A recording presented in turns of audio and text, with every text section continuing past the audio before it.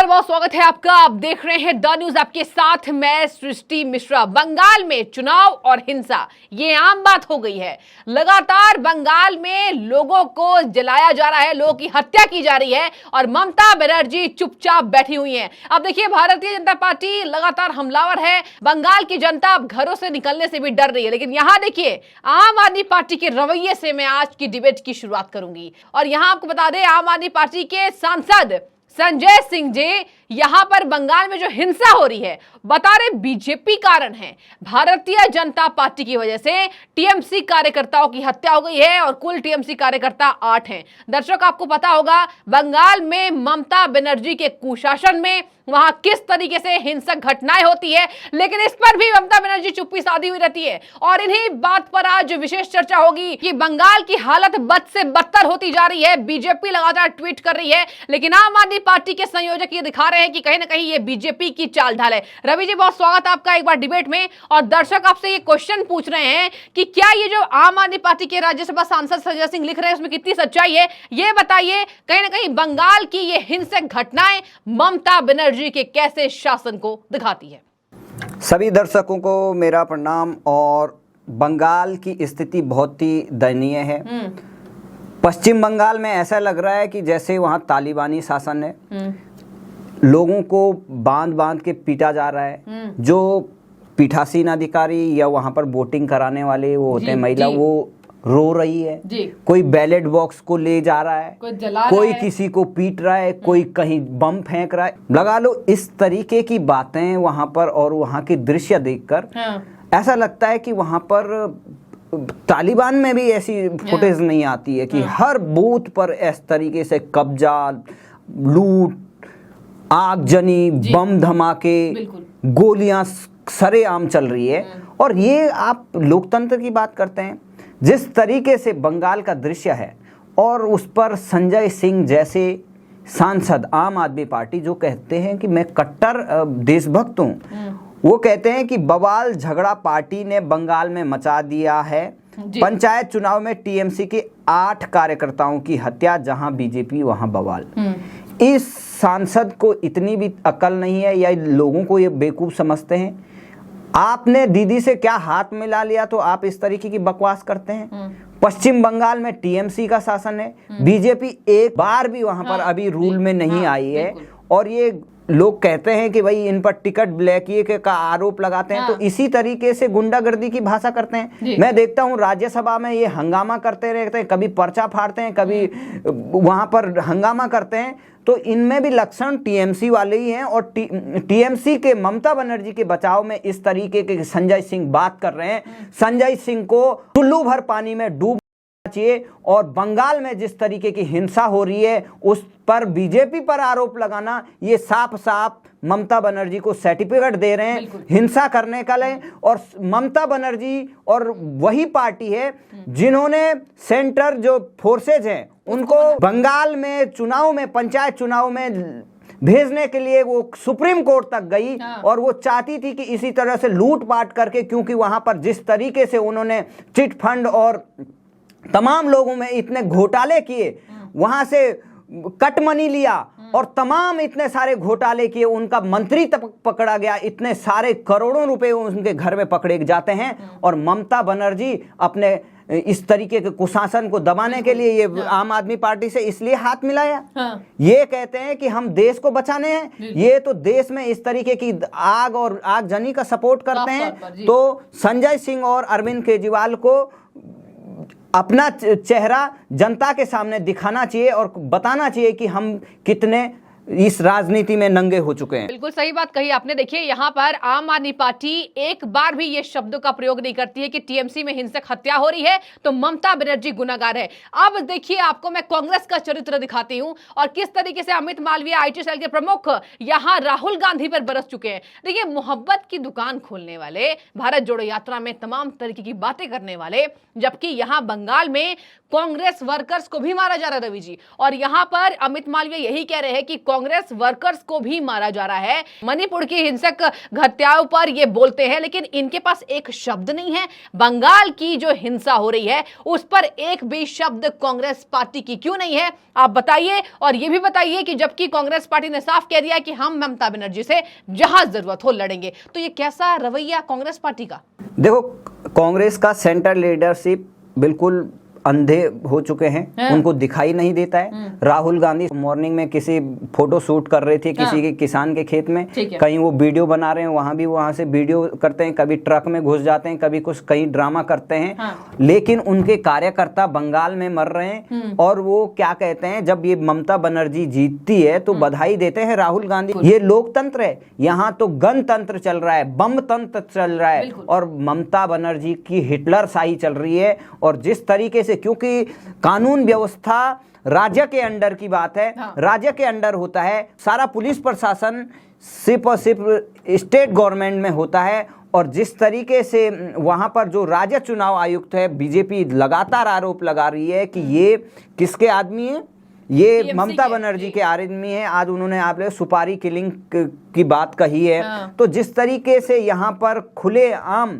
इनकी मिली भगत है, ये विपक्षी एकता के नाम पर जो आम लोगों को मारा जा रहा है, आम कार्यकर्ताओं को, कांग्रेस के कार्यकर्ता भी देख लें कि उनके लीडरशिप स्टेट वाले हैं, वो तो आवाज उठाते हैं, लेकिन सेंटर से कोई भी ट्वीट और उस पर कोई बात नहीं करता है ना। अबर यही बात आप देख सकते हैं कि यहाँ पर राहुल गांधी की बात कर रहे हैं, मणिपुर वो चले जाते हैं, लेकिन यहाँ पर वो बंगाल पर एक भी ट्वीट नहीं करते। इतने सारे उनके कार्यकर्ता मरते हैं, खुलेआम बैलेट बॉक्स को लूटा जा रहा है, खुलेआम उनको मारा जा रहा है, लेकिन राहुल गांधी एक भी अपने कार्यकर्ताओं के मौत पर कुछ भी नहीं कहते हैं। इस तरीके से ममता बनर्जी को क्योंकि उनको वो चाहते हैं कि 2024 में वो चुनाव जीतें, तो 2024 में इस तरीके से वो जीत नहीं पाएंगे। और इस तरीके से जो लूट तंत्र चल रहा है, लोकतंत्र की हत्या हो रही है बंगाल में, उसका ये सब समर्थक हैं, विपक्ष तमाम वो मूक दर्शक बने हैं। आप लगा लो कौन उसका समर्थन नहीं कर रहा है। हत्याओं पर, इस लूट तंत्र पर और लोकतंत्र की हत्या पर अगर चुप हैं तो सारा विपक्ष उसमें हिस्सेदार है, कांग्रेस पार्टी हिस्सेदार है, भले ही वहां के लोकल लीडरशिप बोल रही हो, लेकिन आपके सेंटर में राहुल सोनिया क्या कर रहे हैं? तो हर मणिपुर पे तो तुम वहां चले जाते हो और अपने डेलीगेशन वहां पर ड्रामा करने के लिए, वहां पे दंगा भड़काने के लिए। इस तरीके की अगर कांग्रेस पार्टी या विपक्ष पार्टियां, नीतीश कुमार, लालू यादव, ममता बनर्जी, सीपीआई, तमाम ये चीजें हैं, ये क्यों विरोध नहीं करते हैं? क्या ये विपक्षी एकता इसलिए है कि यहाँ पे आग लगाते जाओ, लूटते जाओ, लोगों को मारते जाओ, इस तरीके की हत्याएं हो रही है? यहाँ पर सिर्फ सबसे बड़ी रिस्पॉन्सिबिलिटी वहाँ के स्टेट प्रशासन की बनती है, जिनके वहाँ पुलिस प्रशासन है, और उस मुख्यमंत्री की बनती है कि इस तरीके से एक दिन में पंचायत चुनाव में ही, जो पंचायत चुनाव बहुत छोटा पंचायत, और उस पर इस तरीके की बड़ी हिंसा होना, ये बहुत ही शर्मनाक है। और लोकतंत्र के लिए ये काला दिन है कि इस तरीके की हिंसा में, जैसे कांग्रेस पार्टी ने, स्टेट ने वहाँ चुनाव रद्द करने की बात कही है, चुनाव हाईकोर्ट में वो एप्लीकेशन दायर की है, तो मुझे लगता है कि इस तरीके की एप्लीकेशन को कोर्ट को स्वीकार करना चाहिए और रद्द होना चाहिए। क्योंकि जब आप बैलेट चुनाव को इस तरीके से हैक कर रहे हो, आप बोलते हैं ईवीएम से चुनाव नहीं होना चाहिए, लेकिन यहाँ बैलेट पे देखो किस तरीके से चोरी हो रही है। बैलेट बॉक्स ही जबरदस्ती फोर्सफुली, वहां पर टीएमसी के गुंडे हो या तमाम अलग अलग लोग हो, वो वहां पर पोलिंग बूथ के अंदर जाकर पब्लिक को डराकर धमकाकर जबरदस्ती वोट कर रहे हैं। तो ये लोकतंत्र नहीं, ये गणतंत्र है, और इसको बंद करने के लिए सिर्फ और सिर्फ जिम्मेदार ममता बनर्जी है। ममता बनर्जी भी एक भी वर्ड आज मॉर्निंग से कुछ नहीं कहा, तो इस पर उसको कहना चाहिए था, लेकिन नहीं बोली। उसकी अलग बात है, वो जनता सामने देख रही है, बंगाल की जनता। तो इस तरीके से आप बता सकते हैं कि आप जनता देख रही है, पूरा देश देख रहा है, पूरा बंगाल देख रहा है, पश्चिम बंगाल देख रहा है, दुनिया देख रही है कि किस तरीके से तालिबानी शासन चल रहा है और इस तरीके की निर्मम हत्याएं हो रही है, वो भी एक वोट के लिए। वोट के लिए अगर हत्याओं पर चुप हैं तो इसमें सारा विपक्ष जिम्मेदार है, ममता बनर्जी जिम्मेदार है। उनको सामूहिक जिम्मेदारी लेनी चाहिए और जनता भी इन लोगों को जवाब देगी। ठीक है, तो मतलब आपके हिसाब से कहीं ना कहीं विपक्ष की चुप्पी ये दिखाती है कि ये देश एकता में कहीं ना कहीं विपक्ष पार्टी का कभी भी उतनी जिम्मेदारी नहीं दिखती जितनी दिखनी चाहिए थी, और यहां विपक्षी एकता चुप है। अब ये बताइए मुझसे, बंगाल की जो तस्वीरें है वो वायरल हो रही है, जनता ये लिख रही है कि इस्तीफा देना चाहिए ममता बनर्जी को, और यहां पर शुभेंदु अधिकारी ने कहा है कि हमने बातचीत की है और कहीं ना कहीं राष्ट्रपति शासन की मांग भी बंगाल के अंदर हो रही है। तो क्या लगता है राष्ट्रपति शासन पर आप क्या कहेंगे? और ये भी बताइए कि ममता बनर्जी को क्या इतना ज्यादा कॉन्फिडेंस आ चुका है कि हिंसा करा के वो एक बार फिर से सत्ता में बैठ सकती है? क्या कहेंगे?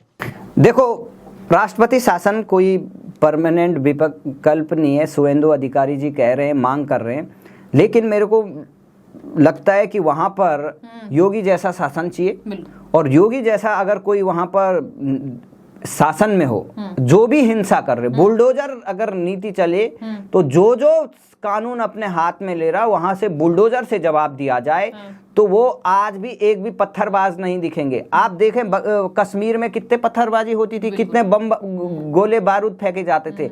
आज इतनी कमी कैसे आई? क्योंकि दृढ़ इच्छा शक्ति और स्ट्रॉन्ग प्रशासन।